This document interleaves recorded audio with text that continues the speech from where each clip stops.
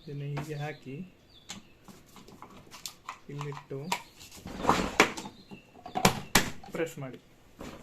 ಕಡೆಗೆ ರೋಪನ್ನು ಇಲ್ಲಿಂದ ಫಸ್ಟ್ ಇದನ್ನು ಲೈನ್ ಮಾಡಿ,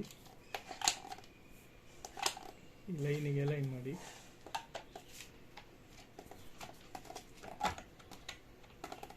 ಸ್ಟ್ರೇಟ್ ಬರುವ ಹಾಗೆ. ಕಡೆಗೆ ಇಲ್ಲಿಂದ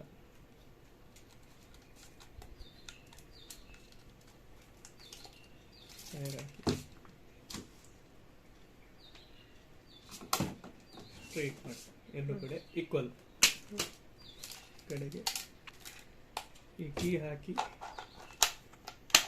ತಿರುಗಿ,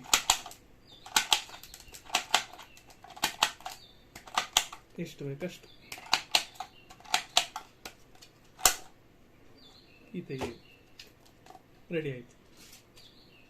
ಇನ್ನು ಉದ್ದ ಬೇಕಾದರೆ ಪ್ರೆಸ್ ಮಾಡ್ತಾ ಹೇಳಿದ್ರೆ ಆಯಿತು. ಎಸ್.